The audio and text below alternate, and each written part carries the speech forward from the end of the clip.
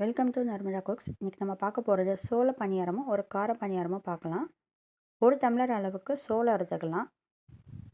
அரை டம்ளர் அளவுக்கு இட்லி அரிசி எடுத்துக்கலாம். இந்த சோளத்தில் பொதுவாகவே நிறைய டஸ்ட் இருக்கும். ஸோ 4-5 தடவை நல்லா கழுவிக்கலாம். 5லேருந்து 6 மணி நேரம் வரைக்கும் நல்லா ஊற வச்சிடலாம்.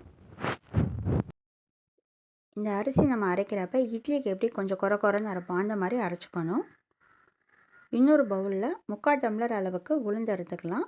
1 ஸ்பூன் அளவுக்கு வெந்தயம் சேர்த்து 1 மணி நேரம் ஊற வச்சு இட்லிக்கு அரைக்கிற மாதிரியே நம்ம உளுந்தையும் நல்லா கெட்டியாக அரைச்சிக்கலாம். மாவு நல்லா கெட்டியாக அறுத்துக்கணும்.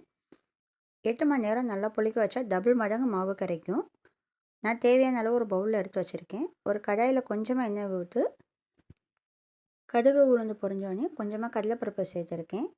கடலைப்பருப்பு லைட்டாக கலர் மாறணும். சின்னதாக வெங்காயத்தை நறுக்கி வச்சுருக்கேன். நம்ம அதையும் சேர்த்துக்கலாம். கொஞ்சமாக இஞ்சி சேர்த்துக்கலாம். தேவையான அளவு உப்பு சேர்த்து நல்லா ஃப்ரை பண்ணிடலாம். இந்த சோளத்தில் நிறைய ப்ரோட்டீன் இருக்குது. ப்ரோட்டீன் ரிச்சான உணவு இந்த சோளம். நம்ம அடிக்கடி எடுத்துக்கிறதுனால நமக்கு புரதச்சத்து அதிகமாக கிடைக்கும்.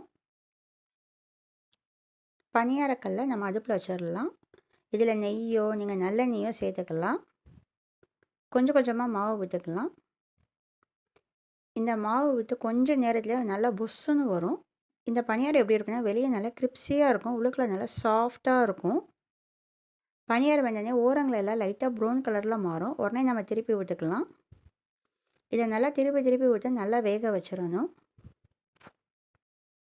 நான் சொன்ன அளவுகளோட நான் சொன்ன மாதிரி நீங்கள் மாவு அரைச்சி வச்சிட்டிங்கன்னா இந்த மாவில் கார பணியாரம், ஸ்வீட் பணியாரம், தோசையும் செஞ்சுக்கலாம். எல்லாமே ரொம்ப பெர்ஃபெக்டாக வரும். அளவுகள் எல்லாமே நான் சொன்ன அளவுகள் தான்.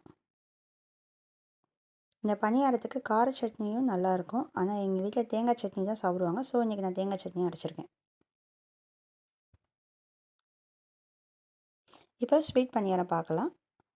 கொஞ்சமாக நாட்டு சர்க்கரை, ஏலக்காய், தண்ணி ஊற்றி இதை நல்லா இதாகட்டும், மெல்ட் ஆகட்டும். இதை ஃபில்ட்ரு பண்ணி நம்ம மாவில் ஊற்றிக்கலாம். மாவு கொஞ்சம் கெட்டியாக தான் இருக்கணும். அப்போ தான் பணியாரம் நல்லா வரும். பேனை சூடு பண்ணி நெய் ஊற்றி கொஞ்சமாக மாவு ஊற்றியிருக்கேன். இந்த ஸ்வீட் பணியாரம் நீங்கள் மாவு கொஞ்சமாக ஊற்றிக்கோங்க. ஏன்னா சர்க்கரை சேர்த்துருக்கனால அது கொஞ்சம் பிசுன்னு இருக்கும். ஸோ கொஞ்சமாக ஊற்றினா தான் ஸ்வீட் பணியாரம் சின்னதாக இருந்தாலும் நல்லா டேஸ்ட்டாக இருக்கும். நீங்கள் ஒரு ஃபோக் ஸ்பூனோ நார்மல் ஸ்பூனோ போட்டு திருப்பி விட்டு வேக வச்சிடலாம். நல்லா டேஸ்ட்டான பணியாரம் ரெடி. Thank you all.